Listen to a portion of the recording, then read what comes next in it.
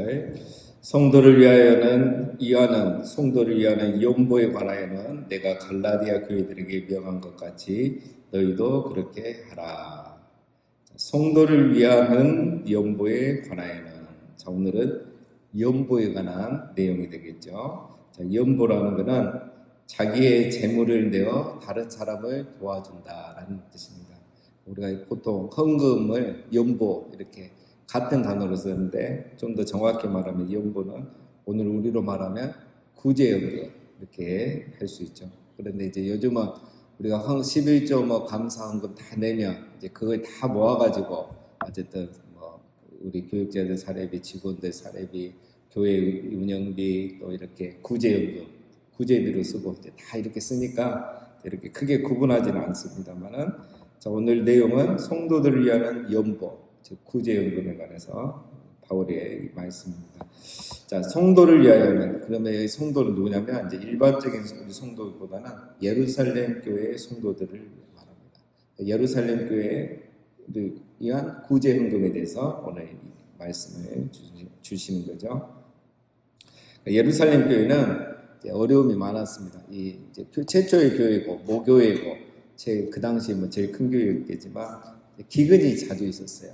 기근이 있었기 때문에 어려움이 있었고, 또 핍박이 많았잖아요. 우리가 사도행전 살펴봤지만 핍박으로 인해서 성도들이 많이 흩어졌어요.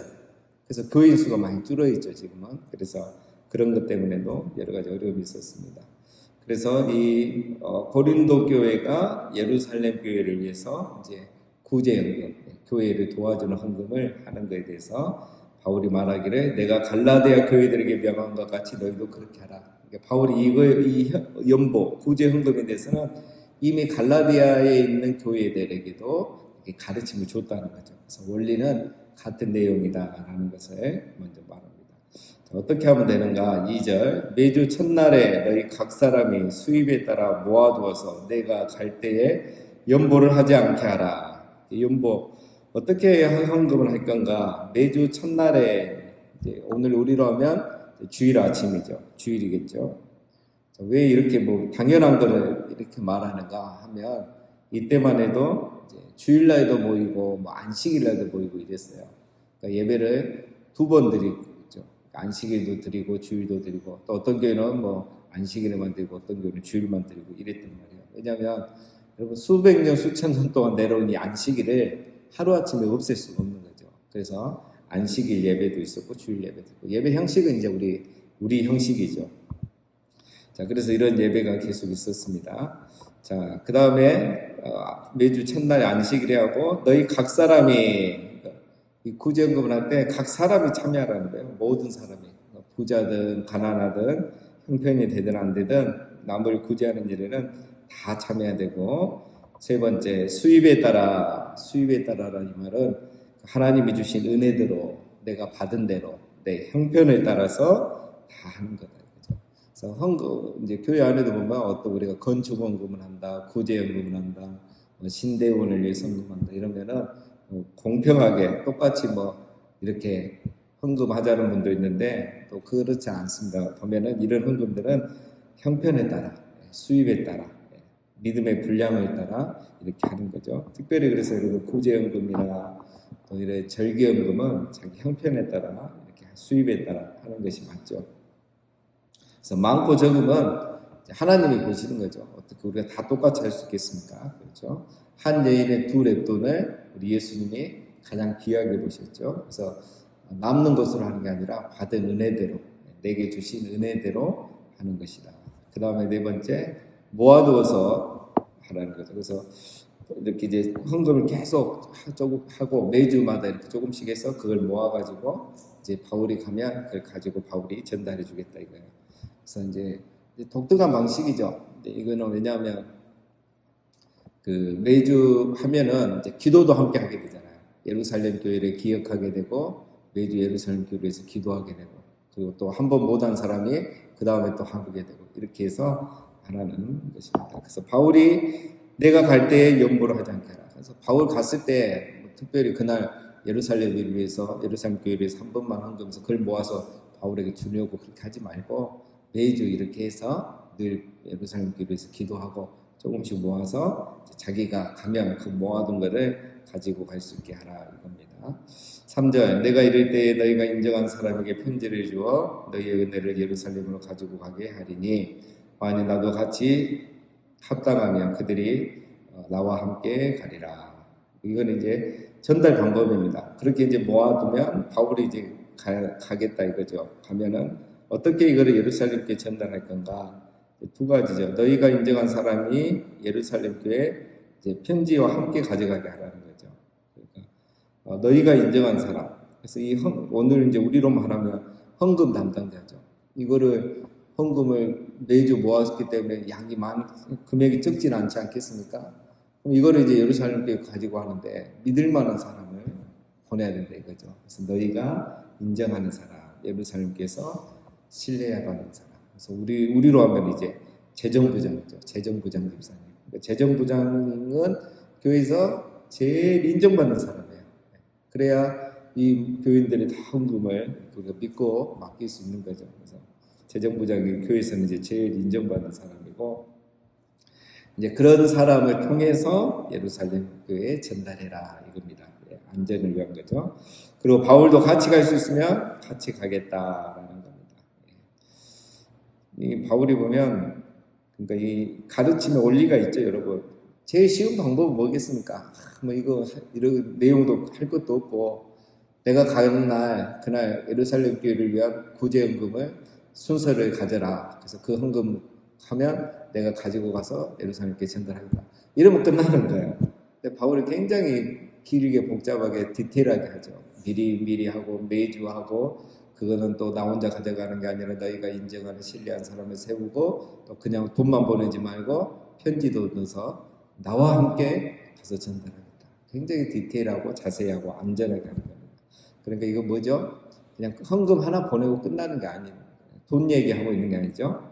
우리 성도들이 서로를 향한 책임과 돌봄에 대해서 이야기하는 거예요. 우리가 이렇게 관심을 가져야 되고 형제에 대해서 서로 책임을 가져야 된다. 그래서 이거 단순히 헌금 얘기가 아니라, 단순히 구제 얘기가 아니라 그리스도 안에서 서로의 돌봄과 서로를 향한 책임, 교제를 가르치는 거죠. 구제가 아니라 교제입니다. 자, 이런 원리를 가지고 있기 때문에 이런 디테일한 방법들이 나오는 거죠. 자, 5절 내가 마게도냐를 지날 터이니 마게도냐를 지난 후에 너에게 가서, 서신을 이제 마무리해 가는 내용입니다. 자, 이제 고린도 교회 방문 계획을 알려주죠. 지금은 바울이 에베소에 있는 겁니다. 에베소에서 고린도 전서를 쓰고 있는 거죠. 그래서 이제 이때 이제 너희에게 나중에 가면은 이 연보를 가지고 내가 예루살렘 교회에 전달하겠다 이 이야기고, 6절 혹 너희와 함께 머물며 겨울에 지낼 듯도 하니 이는 너희가 나를 내가 갈 곳으로 보내어 주게 하려 함이라. 자, 내가 만약 가게 되면 혹시 너희와 함께 이 겨울을 지나고 나서 이제 봄이 되면 그때 갈 수도 있다. 그러니까 몇 달을 더 머물 수도 있다라는 얘기입니다. 두 가지를 얘기하는 겁니다. 첫 번째는 시간이 좀 길어질 수다. 왜냐하면 겨울이 되면 이 백길이 막히니까, 백길이 줄어드니까 가기도 힘들죠. 그래서 겨울이 지나고 가겠다. 그 다음 두 번째는 너희가 나를 내가 갈 곳으로 보내주게 하려 함이라. 고린도 교회가 바울이 오면 예루살렘 교회로 이렇게 좀 여비를 해주라는 거죠. 바울이 지금까지는 100% 자기 그 자비령 선교를 했잖아요. 그러나 이 지금 이제 선교의 그 끝이고, 또 이 먼 항해길을 가야 되니까 너희가 나를 이렇게 파송해 주라라는 경비를 지원해 달라는 얘기죠. 7절 이제는 지나가는 길에 너희 보기를 원하지 아니하노니 이는 만일 주께서 허락하시면 얼마 동안 너희와 함께 머물기를 바랍니다. 바울이 참 이런 거 보면 또 성품이 굉장히 온유한 사람입니다. 말을 딱 대놓고 안 하고 둘러둘러 하면서 굉장히 따뜻하게 말하죠. 그러니까 이제는 지나가는 길에 너희를 보기를 원하지 아니하노니, 이제 이 말은 너희 안 보고 그냥 지나가겠다 이 말이 아니고, 그냥 경유해서 그냥 가는 길에 너희에게 들려서 지나가는 그런 형식으로 만나지 않고, 주님이 허락하시면 너희도 함께 좀 오래 머물고 싶다. 그래서 한 주 들려서 내가 설교하고 헌금만 가져가는 게 아니라 몇 달 머물면서 교제도 하고 말씀도 가르치고 이렇게 좀 그러면서 이제 보내고 싶다. 하나님 허락하시면. 근데 사도행전 20장에 보면 이제 바울이 이제 3달 동안 여기에 머문 것으로 그렇게 나옵니다. 실질적으로 한 3-4달 이렇게 머물렀던 거죠. 바울은 보면은 여러분 뭐 여기 고린도에 또 얼마나 있겠습니까? 그렇죠. 뒤에 이제 아볼로 이야기가 나오는데 아볼로는 안 오거든요. 바울은 내가 가서 주님 허락하시면 좀 머물고 싶다 이야기를 하는데 지금 우리가 고린도전서를 쭉 살펴봤지만 고린도 교회 문제가 많잖아요. 바울에 대해서 반대파도 많고 바울이 사도가 아니라고 주장하는 사람도 많고 바울이 이거 다 알고 있잖아요. 그래서 지금 서신서로 쓰는 거고. 근데 바울이 내가 너희와 더 머물고 싶다 이렇게 얘기하는 거예요. 지금 3차 전도의 마지막입니다.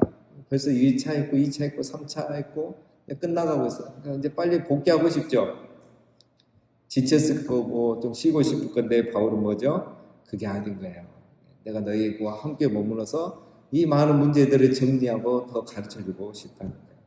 그래서 바울은 어디에 가면 내가 더 편한가, 더 쉽게 할 수 있는가 이걸 찾은 게 아니라 나를 필요로 한 곳이 어디 있는가, 내가 있어야 되는 곳이 어디인가 늘 이걸 생각했다는 거예요. 그러니까 이 3차 전도의 마지막 때도 그리고 고린도 교회 같은 문제가 많은 교회임에도 자기를 사도로 인정하지 않는 그런 교회임에도 불구하고 내가 필요한 곳에 하나님이 원하시는 곳에 거기서 머물고 거기서 복음 전하고 말씀 전하기를 원했던 사람, 그 사람 바로 사도 바울이다. 그 이야기를 이렇게 아주 조심스럽게 둘러둘러 이야기하고 있는 겁니다. 8절 내가 오순절까지 예배소에 머물려 하면 내게 광대하고 유효한 문이 열렸으나 드져가는 자가 많으니라. 이제 당장 지금 가지는 않고 오순절까지는 예배소에 계속 있겠다는 거죠. 왜냐하면 대적하는 자, 반대한 자들이 아직도 많기 때문에 좀 잠잠해지면 좀 더 있겠다. 또 그때에 가겠다 이거죠.